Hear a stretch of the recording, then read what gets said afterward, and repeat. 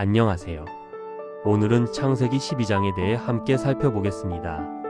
이 장은 성경 전체에서 매우 중요한 전환점이 되는 부분인데요. 하나님께서 아브라함을 부르시는 놀라운 이야기가 담겨 있습니다. 창세기 12장은 크게 세 부분으로 나눌 수 있습니다. 첫 번째는 하나님의 부르심입니다. 1에서 3절. 하나님께서 아브라함에게 나타나셔서 너는 내 고향과 친척과 아버지의 집을 떠나 내가 내게 보여줄 땅으로 가라고 명령하십니다. 이때 아브라함의 나이는 75세였습니다. 상상해 보세요. 평생을 살아온 고향을 떠나 어디로 갈지도 모르는 여행을 시작하라는 것입니다. 그런데 하나님은 단순히 떠나라고만 하신 게 아닙니다. 놀라운 약속을 함께 주셨어요. 내가 너로 큰 민족을 이루고 내게 복을 주어 내 이름을 창대하게 하리니 너는 복이 될 것이다. 너를 축복하는 자에게는 내가 복을 내리고 너를 저주하는 자에게는 내가 저주하리니 땅의 모든 족속이 너로 말미암아 복을 얻을 것이다. 이 약속은 단순히 개인적인 축복이 아니었습니다. 아브라함을 통해 온 인류가 복을 받게 될 것이라는 거대한 구원의 계획이 담겨 있었던 거죠. 두 번째는 아브라함의 순종입니다. 4에서 9절. 아브라함은 하나님의 말씀대로 떠났습니다. 그의 조카 롯과 아내 사레 그리고 하란에서 모은 모든 소유와 얻은 사람들을 이끌고 가나안 땅으로 향했습니다. 가나안에 도착한 아브라함은 세겜 땅 모래 상수리 나무에 이르렀고 그곳에서 하나님께서 다시 나타나셔서 내가 이 땅을 내 자손에게 주리라고 약속하십니다. 아브라함은 그곳에서 여호와를 위해 제단을 쌓았습니다. 이후 베델 동쪽 산으로 옮겨가서도 제단을 쌓고 여호와의 이름을 부르며 예배했습니다. 여기서 중요한 점은 아브라함이 가는 곳마다 제단을 쌓았다는 것입니다. 이것은 그가 하나님을 예배하는 삶, 하나님 중심의 삶을 살았다는 것을 보여줍니다. 세 번째는 애굽에서의 시험입니다. 10에서 20절. 그런데 가나안 땅에 기근이 들었습니다. 아브라함은 양식을 구하기 위해 애굽으로 내려가기로 결정합니다. 애굽에 가까이 갔을 때 아브라함은 두려움에 사로잡힙니다. 아내 사레가 너무 아름다워서 애굽 사람들이 자기는 죽이고 사레를 빼앗을까 봐 걱정했던 거예요. 그래서 사레에게 당신은 내 누이라고 말해달라고 부탁합니다. 예상대로 사레의 아름다움은 바로의 신하들의 눈에 들었고 그들은 사레를 바로에게 데려갔습니다. 바로는 아브라함에게 사레 때문에 양과 소와 나귀와 종들과 낙타를 후하게 대접했습니다. 하지만 여호와께서 사레로 인해 바로와 그의 집에 큰 재앙을 내리셨습니다. 바로는 이 일을 알고 아브라함을 불러 당신이 어찌하여 나를 속였습니까? 왜 그가 당신의 아내라고 말하지 않았습니까? 라고 따졌습니다. 결국 바로는 아브라함과 그의 아내와 모든 소유를 돌려보냈습니다. 이 장면에서 우리는 아브라함의 인간적인 약함을 볼 수 있습니다. 하나님의 부르심을 받고 순종했던 믿음의 사람도 두려움 앞에서는 거짓말을 했던 거예요. 자기 목숨을 구하기 위해 아내를 위험에 빠뜨린 겁니다. 그런데 놀라운 것은 하나님께서 아브라함의 실수에도 불구하고 그를 보호하셨다는 점입니다. 하나님은 바로의 집에 재앙을 내려 사레를 지키셨고 결국 아브라함 일행을 안전하게 애굽에서 나오게 하셨습니다. 이것은 우리에게 중요한 메시지를 전합니다.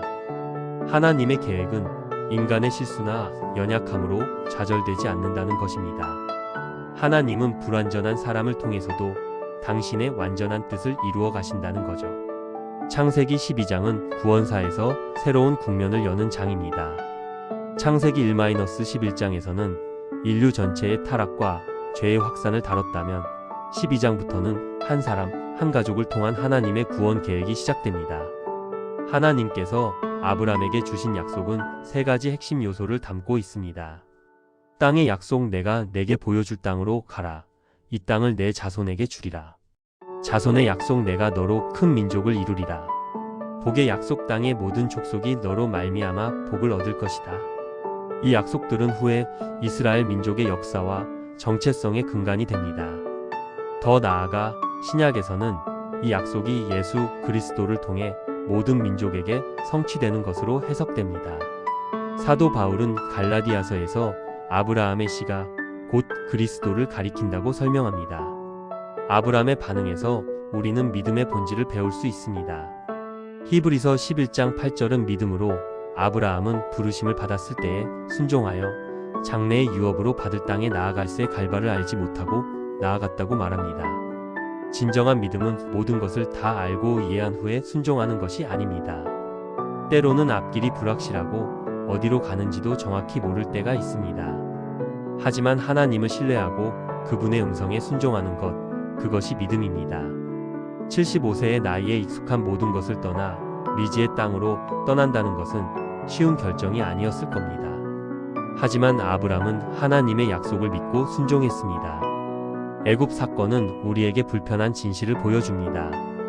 믿음의 조상이라 불리는 아브람도 두려움 앞에서 넘어졌다는 것이죠.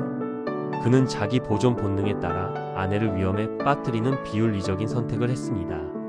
그런데 여기서 성경은 아브람을 미화하거나 그의 행동을 정당화하지 않습니다. 있는 그대로를 보여줍니다. 이것이 성경의 놀라운 정직함입니다. 성경의 영웅들도 완벽하지 않았습니다. 그들도 실수하고 두려워하고 죄를 지었습니다. 하지만 더 중요한 것은 하나님의 반응입니다.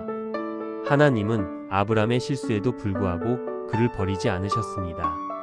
오히려 개입하셔서 사례를 보호하시고 아브람을 지키셨습니다. 이것은 하나님의 은혜와 신실하심을 보여줍니다. 우리도 마찬가지입니다. 우리가 완벽해서 하나님께 쓰임받는 것이 아닙니다. 우리의 연약함과 실수에도 불구하고 하나님께서 신실하시기 때문에 그분의 계획이 이루어지는 것입니다. 창세기 12장에서 주목할 또 다른 점은 아브람이 세겜과 베델에서 제단을 쌓았다는 것입니다. 고대 근동 문화에서 제단은 단순히 종교적 의식을 위한 장소가 아니었습니다. 그것은 하나님과의 만남의 장소요, 하나님께 헌신을 표현하는 상징이었습니다. 아브람은 새로운 땅에 도착할 때마다 먼저 제단을 쌓고 하나님을 예배했습니다. 이것은 그의 삶의 우선순위를 보여줍니다. 집을 짓기 전에, 재산을 모으기 전에 먼저 하나님을 예배한 것입니다. 오늘날 우리에게 제단은 무엇일까요? 그것은 하나님을 첫 자리에 모시는 삶, 하루를 하나님께 드리는 예배로 시작하는 삶을 의미할 수 있습니다. 새로운 시작 앞에서, 새로운 환경에서 우리는 무엇을 먼저 하나요? 아브람처럼 먼저 하나님을 찾고 예배하는 삶이 필요합니다.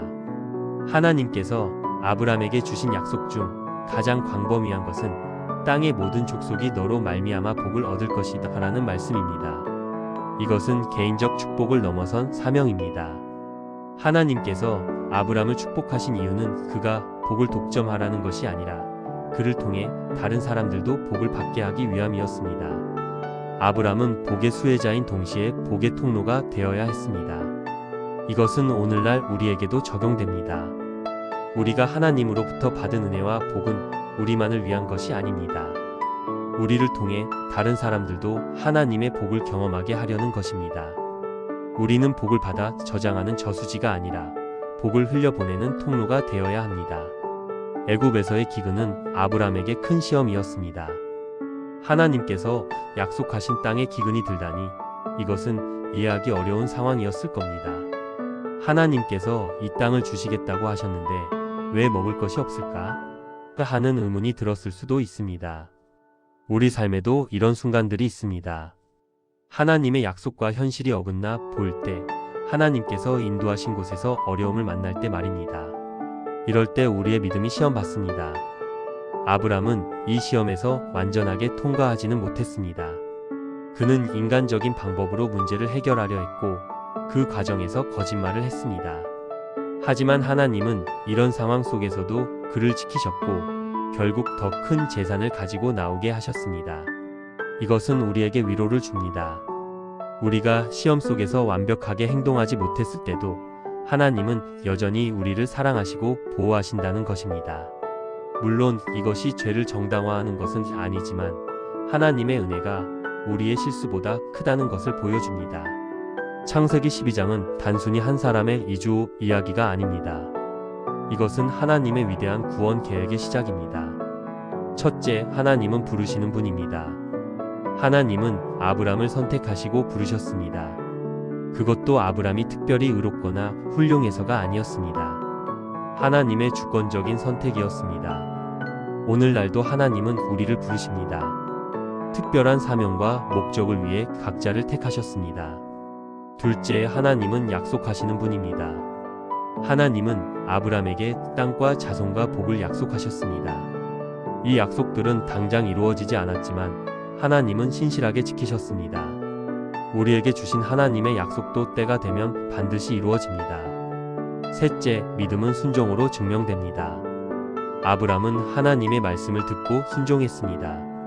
갈바를 알지 못했지만 떠났습니다. 진정한 믿음은 단순히 머리로 동의하는 것이 아니라 행동으로 나타나는 것입니다. 넷째, 인간은 연약하지만 하나님은 신실하십니다. 아브람도 두려움에 빠져 실수했습니다. 하지만 하나님은 그를 버리지 않으셨습니다. 우리의 구원과 축복은 우리의 완벽함에 달려 있지 않습니다. 하나님의 은혜와 신실하심에 달려 있습니다. 다섯째, 우리는 복의 통로입니다.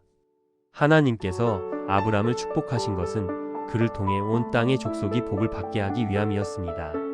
우리도 마찬가지입니다. 우리가 받은 은혜는 다른 사람들과 나누기 위한 것입니다. 여섯째, 하나님께 예배하는 삶이 중심입니다.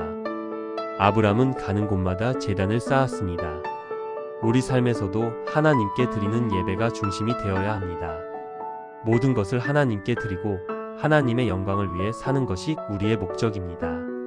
창세기 12장은 아브람 개인의 이야기이면서 동시에 모든 믿는 자들의 이야기입니다. 하나님의 부르심, 믿음의 순종, 인간의 연약함, 하나님의 신실하심, 그리고 복의 사명. 이 모든 것이 오늘 우리의 삶에도 똑같이 적용됩니다. 하나님은 오늘도 우리를 부르십니다. 익숙한 것을 떠나 새로운 곳으로, 안전지대를 벗어나 믿음의 여정으로 우리를 초대하십니다. 그리고 약속하십니다. 내가 너와 함께 하겠다. 너를 축복하겠다. 너를 통해 많은 사람이 복을 받을 것이다. 이 약속을 믿고 순종할 때 우리도 아브람처럼 믿음의 조상이 될 수 있습니다. 완벽해서가 아니라 하나님의 은혜 안에서 말입니다. 창세기 12장은 작은 순종이 어떻게 거대한 역사를 만드는지 보여줍니다. 한 사람의 믿음이 어떻게 온 인류의 축복이 되는지 증거합니다. 그리고 우리에게 묻습니다. 너는 하나님의 부르심에 어떻게 반응할 것인가?